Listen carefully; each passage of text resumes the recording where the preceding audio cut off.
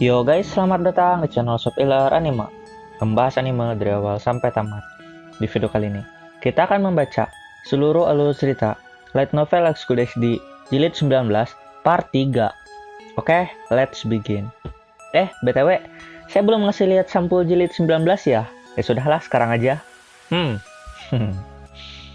Ini adalah malam hari. Entah pukul berapa. Intinya, suara jangkrik sudah sangat bising di luar. Dan tim DXD berkumpul di ruang VIP. Yang memulai pembicaraan adalah Mikhail. Dia meminta maaf karena banyak merepotkan aliansi. Ya, akhir-akhir ini para pemberontak gereja ini membuat banyak sekali masalah. Dan sepertinya, yang sudah saya jelaskan di video sebelumnya, kalau tujuan pemberontakan itu karena mereka gabut, gak ada kerjaan. Membunuh iblis gak bisa, vampir gak bisa. Jadi mending memberontak aja gitu. Ya, dan DXD yang notabene gabungan dari aliansi iblis, manusia, malaikat, fallen angel, dan dewa, vampir, lalu lain-lain gitu, adalah musuh yang membuat para pemberontak sangat jengkel. Singkatnya, gara-gara DXD, mereka kehilangan pekerjaan. Saya jadi ingat kata-kata Drake pada Issei loh. Jadi Drake bilang gini nih, "Hei kawan, apa menurutmu kedamaian bisa menyakiti seseorang?" Dan ternyata iya. Oke, lanjut. Di sini Mikhail menjelaskan kalau para pemberontak itu adalah orang-orang yang memiliki dendam pada vampir dan iblis yang telah kehilangan orang berharga bagi mereka. Dan saat mereka ingin balas dendam, pihak gereja dan malaikat malah melakukan gencatan senjata. Sekedar info ya, ini yang membuat hal itu terjadi tuh Drake dan Albion loh. Oke, lanjut. Di sini Mikhail ingin melakukan aklamasi dan membungkam para pemberontak. Tapi Azazel menolak. Jadi, dia menyuruh DXD untuk membereskan hal ini. Alasannya, karena Mikhail itu kan pemimpin tertinggi saat ini. Dan kalau dia melakukan hal itu, akan gak suat nantinya. Dan didapatkan info dari percakapan ini. Kalau Theordo, sang pemimpin pasukan pemberontak, adalah half angel, setengah manusia dan malaikat, half lagi. Tapi, berbeda dengan half demon, half vampir, ataupun half elf, half angel ini diagung-agungkan anjir. Bahkan dipanggil anak ajaib. Makanya dia punya jabatan yang begitu tinggi. Tapi BTW ya, itu malaikat punya anak sama manusia kok nggak jadi fallen angel ya? Oh, sudahlah, lanjut. Oh, dan pertanyaan saya di atas itu langsung dijawab oleh Issei. Thanks Issei. Jadi ya, malaikat yang menjadi orang tua Theordo itu pro anjir. Begitupun manusia yang jadi orang tua Theordo. Jadi mereka melakukan hubungan intim tanpa berpikiran mesum. Nah loh, jadi mereka nggak mikir kenikmatan gitu atau apapun. Mereka berhubungan tanpa hawa nafsu. Kok bisa ya? Beda emang kalau udah pro mah. Di sini Mikhail melirik Irina dan bertanya, apa sudah memakai ruangan itu? Seketika wajah Issei dan Irina memerah. Ya karena mereka hampir melakukannya kalau nggak diganggu Akeno dan yang lain gitu. Dan ya, itu anak Issei dan Irina berarti bakal punya kekuatan demon, dragon, sama angel anjir. Kalau bener jadi OP tuh. Di sini Issei mengingat kejadian beberapa hari yang lalu. Agak gimana gitu. Jadi ya gini nih. Saat Issei membuka pintu toilet, dia masuk ke kamar Irina. Saat membuka loteng, masuk ke kamar Irina. Bahkan saat masuk ke pintu rumah aja, yang dibuka itu kamar Irina anjir. Itu Irina seperti bisa menebak Issei bakal pergi kemana. Jago emang Irina. Dan saat Issei masuk ke kamarnya itu, Irina selalu memakai pakaian yang vulgar. Maksudnya apa? Ya kalian bisa bayangin sendiri gitu. Maid kostum, baju renang, celemek, dan lain-lain. Lalu Irina berkata, ayo kita melangkah lebih jauh. Maksudnya berbuat mesum gitu. Di sini Azazel minta maaf karena menyerahkan semuanya pada tim DXD. Ya apa boleh buat, yang ditantangkan tim DXD gitu. Jadi para pemimpin tidak seharusnya ikut campur. Bukan berarti mereka takut ya guys, tapi para pemimpin itu waspada. Seperti soalnya Riza itu gila anjir. Dia aja mampu menyusup ke surga tempo hari. GG gak tuh. Di sisi lain, Rias tersenyum dan mengatakan, kami bersekolah di sini. Hal yang membahayakan kota ini tidak bisa diabaikan. Ya lagian Rias juga kan penguasa kota Kuwoh. Agak sedikit aneh kalau dia membiarkan pemberontak berbuat seenak jidat di wilayahnya. Di sisi lain, Dulio malah bersemangat.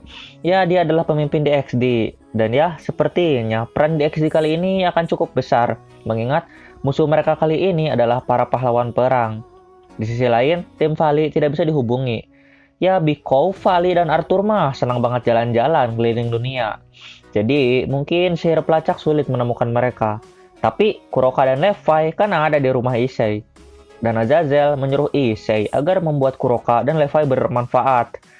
Issei mengangguk, tapi dia mengingat ya, kalau Levi sudah sangat membantu untuk pekerjaan rumah.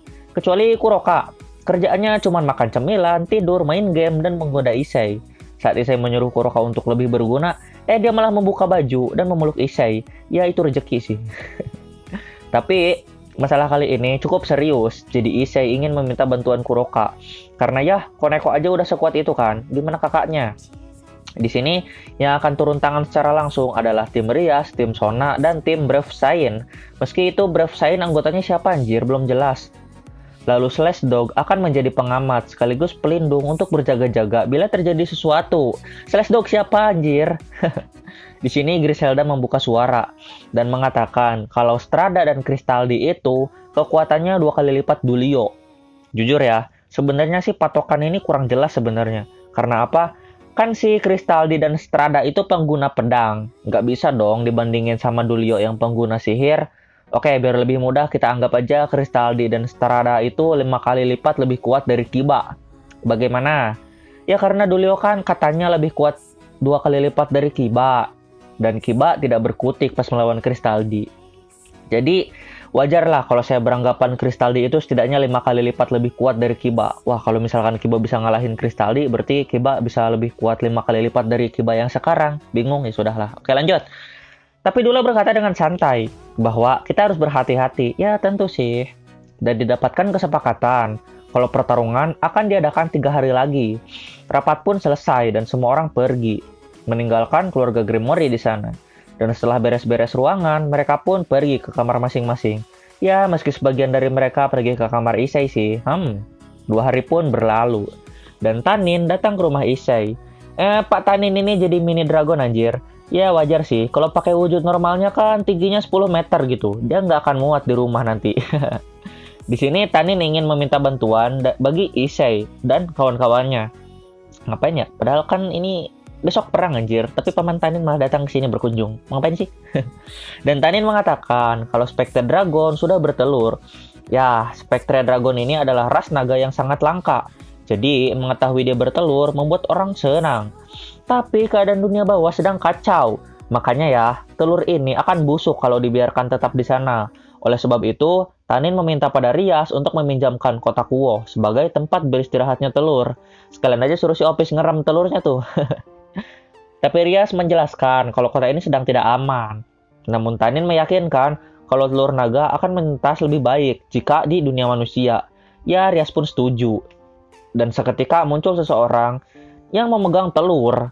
Dia adalah Chrome Quatch. Naga jahat kok jadi nimbrung sama Tanin gitu kan. Dan didapatkan info ya, kalau Chrome itu menjadi murid Tanin. Kok bisa? Ternyata Chrome itu pernah dirawat oleh Tanin. Ya mungkin saat pembantaian para naga jahat dahulu kala gitu. Sekedar info ya bagi yang tidak tahu. Dan bagi yang sudah tahu hanya mengingatkan. Jadi, di masa lalu itu, para pendekar pedang dan orang-orang kuat dari ras iblis dan Fallen Angel membantai habis para naga jahat. Tapi, Chrome ini berkata bahwa dia belum pernah mati kan? Ya, terjawab sudah misterinya. Jadi, Chrome itu diselamatkan Tanin saat pembantaian para kadal. Oke, lanjut. Di sini, Chrome melihat Opis dan menantangnya bertarung. Lalu, dengan simpel, Opis menolak. Ogah Dan Chrome menjawab, oke sip, anjir. Di sini saya heran, ini naga kok pola pikirnya gimana gitu kan. Ya sebenarnya saat Chrome menantang Opis itu, saya takut gitu rumahnya hancur. Tapi di luar dugaan, Opis menyetujui permintaan Issei tempo hari untuk tidak bertarung. Tepatnya Issei mengatakan untuk tidak bertarung dengan Lilith. Tapi dengan naga jahat lain juga nggak boleh si Opis-chan. Di sisi lain, Tanin tertawa karena kepolosan kedua naga itu. Ya, keduanya memasang wajah datar gitu saat berbicara. Bedalah sama Drake dan Albion. Issei menatap Tanin dan bertanya, apakah paman sudah mengenal Opis? Dan Tanin menjawab, tentu saja. Ya, dia itu diberitahu oleh Sarzik sebelumnya tentang Opis yang tinggal di rumah Issei. Di sini Issei terkejut. Tapi Tanin mengatakan akan tutup mulut dan tidak mengatakan pada siapapun bahwa Opis ada di sini. Ya, Issei pun lega, karena Issei tidak mau Opis dimanfaatkan. Dan singkat cerita, telur diserahkan pada Rias untuk disimpan di tempat yang sangat aman di kota Kuo. Setelahnya, mereka berdua pergi. Dan itulah kunjungan dari naga jahat yang tobat karena kena hidayah. Bersambung. Tanin ini ya, berarti dia jadi guru Isai dan Chrome dong. Bakal seru nih kalau Isai versus Chrome part 2 nanti. Ya, saya nggak tahu juga sih bakal ada atau enggak ya Isai versus Chrome. Oke, thanks for watching and titik. Bye-bye.